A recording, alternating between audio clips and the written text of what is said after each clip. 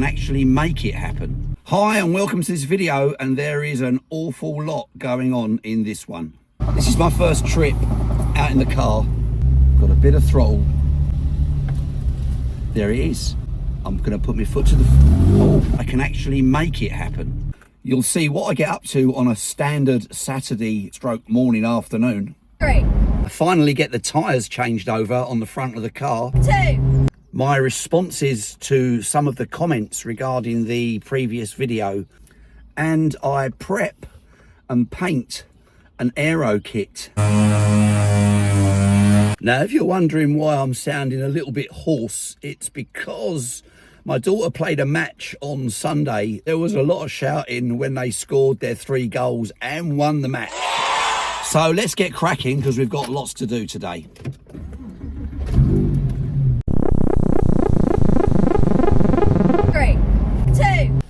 It's Saturday morning and I'm currently waiting outside for my daughter who is having her piano lesson, and I'm sitting here with these guys trying to work out how on earth I'm going to get them fitted to my car today, because Saturdays are very busy with child activities.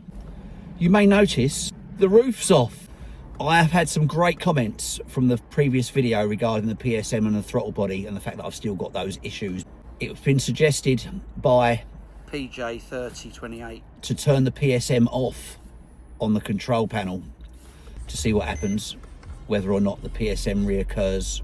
I'm also contemplating replacing the MAF sensor, purely and simply because it was suggested by Kid Fresh that it could be the problem, which I dismissed initially, but I also thought about it.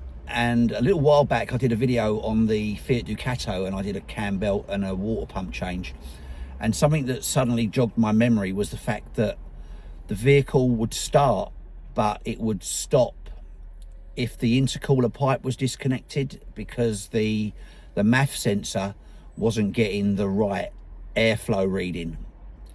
And I wondered whether, yes, maybe if the MAF sensor is playing up or dropping out, whether that would cause the throttle butterfly to close.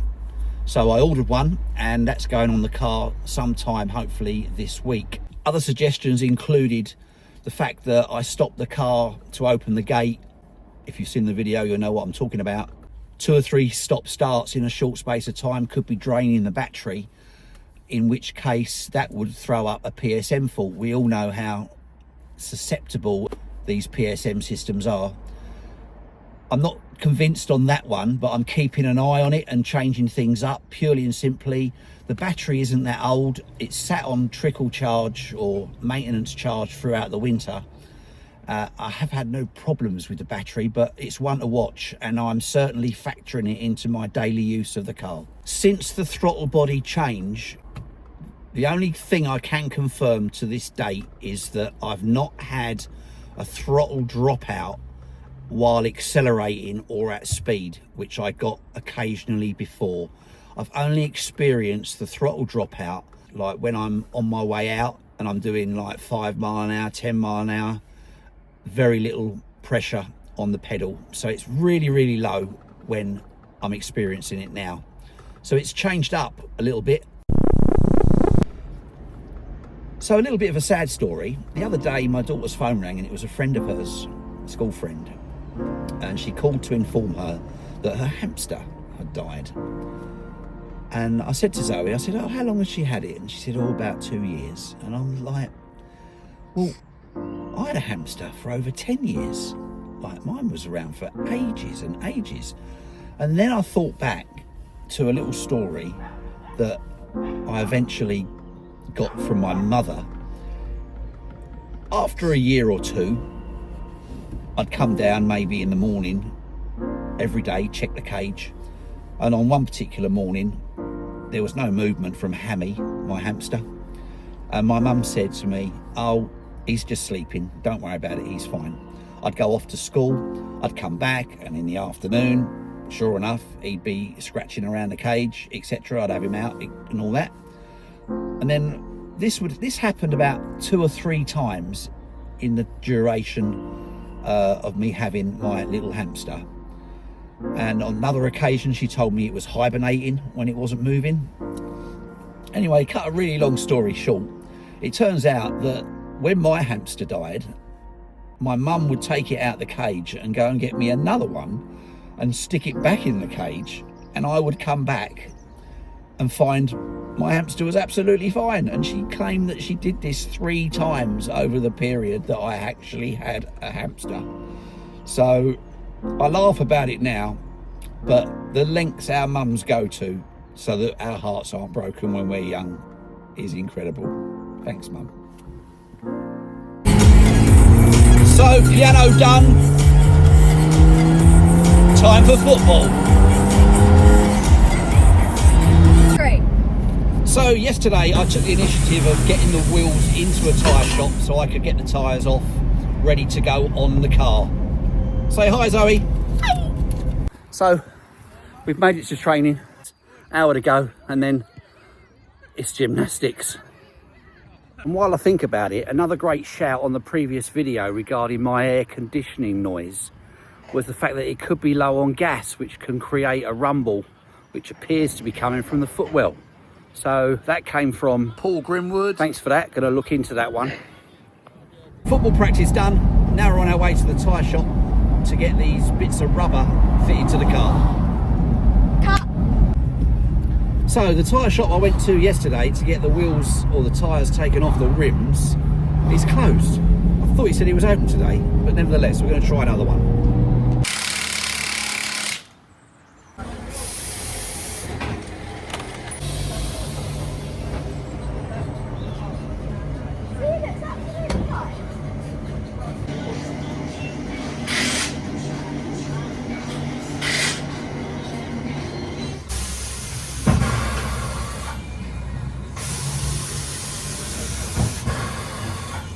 Fears confirm that the inner pipes are beginning to fur up. They're not leaking.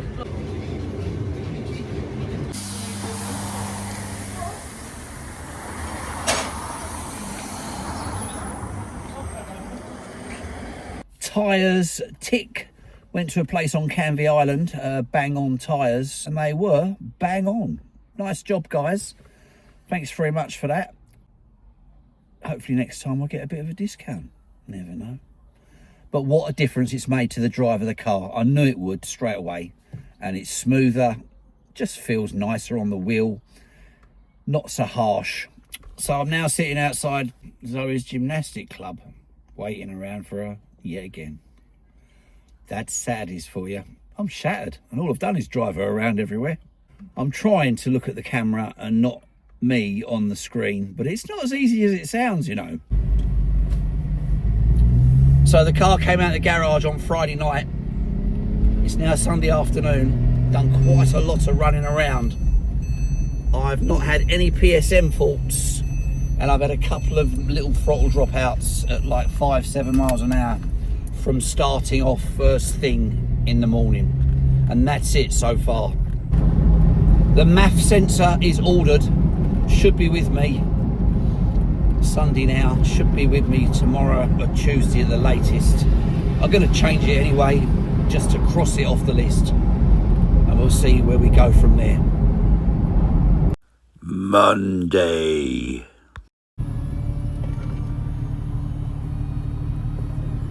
It definitely is sunny Southend today. We're almost here. I'm going to get myself sorted out, put the kettle on, make a cup of tea, try and lubricate this throat of mine, and then we are going to get underway with some prep work on the aero kit. I got a little distracted the other day and I've made my split a little bit worse. This guy never stood a chance,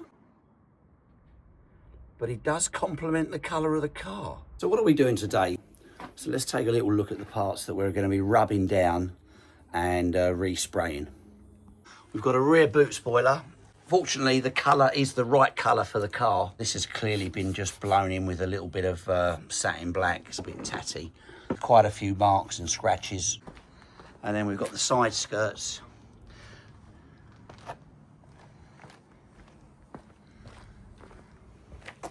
They too have just lacquer damage, etc. But it is fortunate they are the right colour for the car, so it's going to save a lot of work in terms of bringing the colour back up. You can see here it's had some damage there and a bit of damage there. We have a boot lid, which we may not need as a donor, but we do want this spoiler off because that's to go on the other car. The plan was just to swap the lid over, so I'm going to pop the back cover off and have a quick look in there before I make my decision whether I'm going to use the existing lid or this donor lid. To remove these clips on the back, all you've got to do is just push the button in like so, and then these will just lift out with your pinkies. Do the rest. We've also got to remove this handle. That's a T30 Torx, that. And then we'll remove the cover like so. These are the mounts here for the spoiler. What I was looking for was whether there was any indication on where they should be in terms of drilling. I'm not a professional painter. I've done a bit of body work and stuff like that in the past, so I'm sure someone will want to pick holes in what I'm doing, but I'll do a good job. My aim is literally just to remove the lacquer from the paintwork.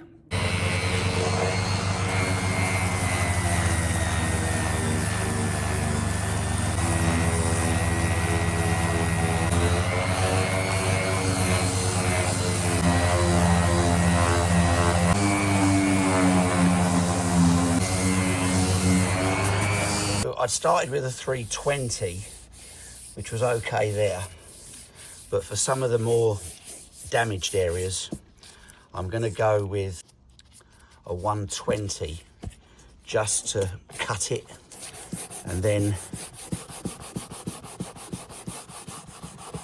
I'll go back to the 320. This little piece here is quite important because it's going to show where it marries up with the wing. And if you've got lacquer left on there, you won't be able to paint over it, it'll just go all funny.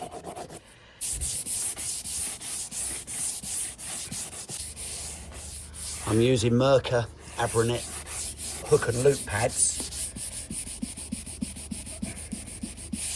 I just find them quite durable.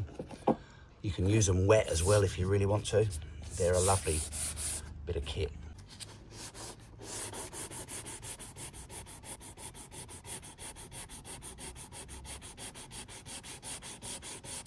I think the key to a job like this is take your time and be patient.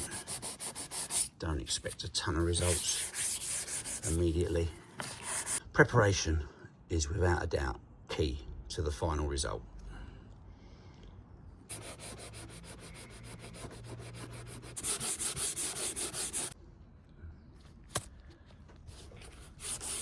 Now to clean this edge up here, because that's visible on the bottom rear quarter. The lacquer's partially missing, which is where the metal rear quarter meets this bit of trim. Right, let's crack on with this.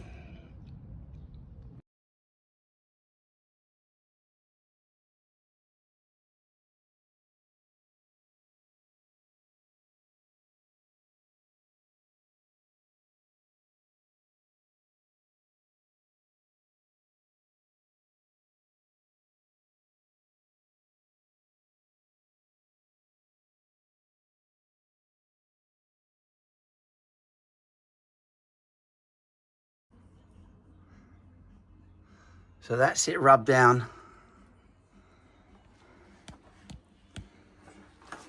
And this is that line I was talking about that sits on the rear quarter.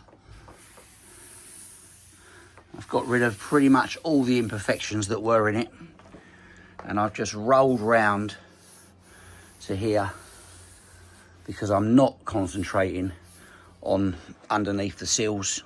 So I'm just going to give it a quick wash.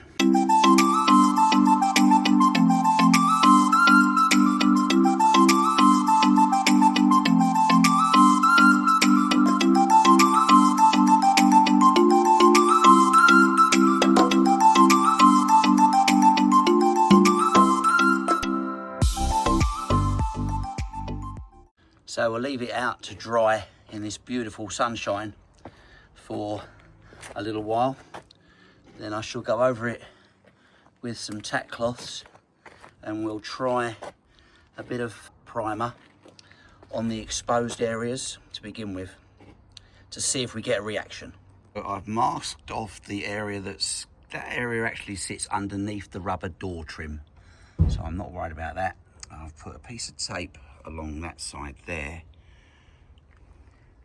That gives you an idea of the finish that we've got so far. And I'm just going to try a bit of plastic primer. And I'm just going to use it on the exposed areas that are grey.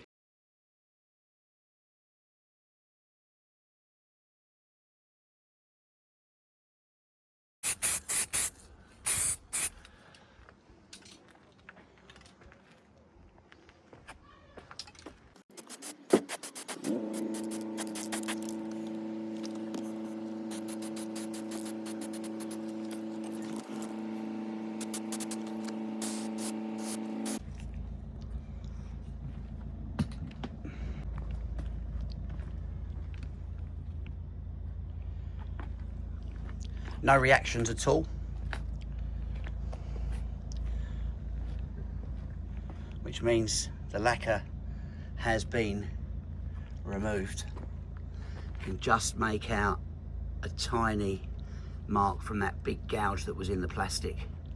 I've smoothed that out as best I can, but it's underneath, so again, I'm not going to worry about it. Now we'll try some primer in general.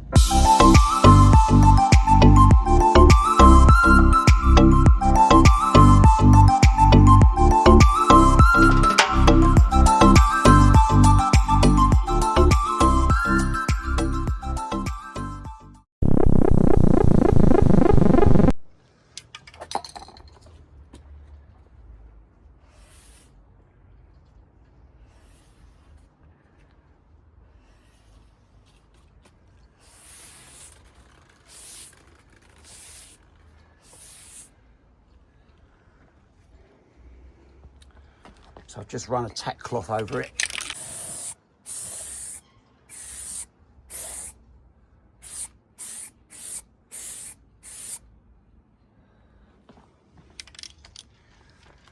See if we get a reaction. Okay, we're 10 minutes in on the drying and there's no reaction. So I'm just going to go over the whole thing again with one more coat.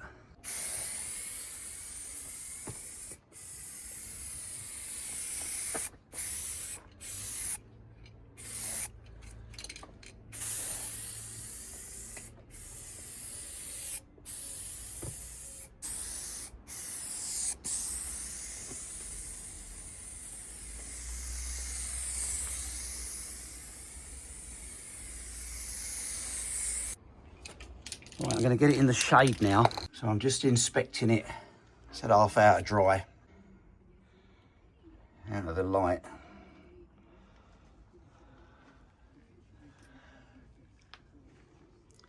No errors around the triangle. So yeah, I'm quite pleased with that. There is a mark in the plastic. See if I can highlight it for you there, right in the middle of the screen, which I can't. It's a stress mark. It's obviously had a whack in the past. It's not visible from all directions, but hopefully the paint will absorb some of it. I can't really do a lot about that. We weren't going into filling it. It was just to improve their appearance, or base coat.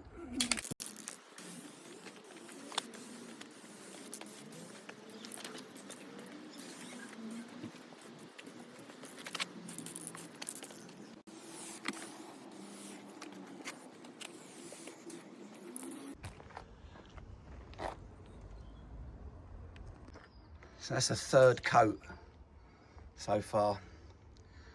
I'm going to call it a day on that. There's plenty of paint on there. Lacquer time. Now I'm using a 2K lacquer, the professional, best you can get in a can really.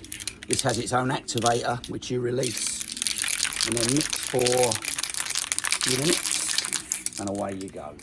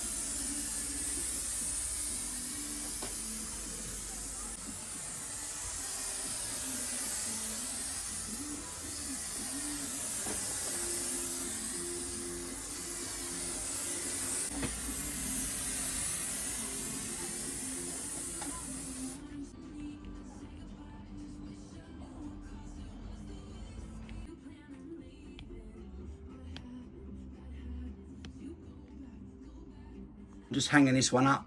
I'm going to leave it to dry now. I'm back at work tomorrow, so I haven't really got any more time to spend on this one. And for a comparison, bottom one's the old one, obviously. I know I've rubbed it down in places already, but perfect colour match.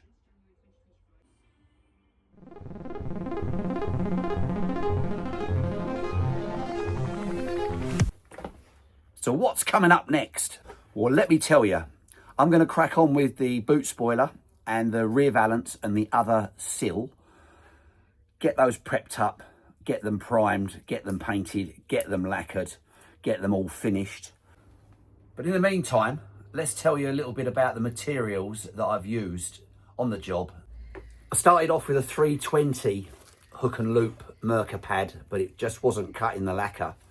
So I went to a 240, slightly more abrasive, then back to the 320, and then finished off with wet and dry 400. I used plastic primer on the exposed areas of the sill, and then went over the entire panel with ordinary primer. This is just Halford's General grey primer. You could use a white primer. You've got to think about, in terms of the colour of the primer, doesn't really matter too much if you're putting enough paint on, but you've got to think about what it's going to look like when it gets stone chipped. The top coat came from Cars Paints and Auto Finishers. I've always used them. They can mix up anything for you.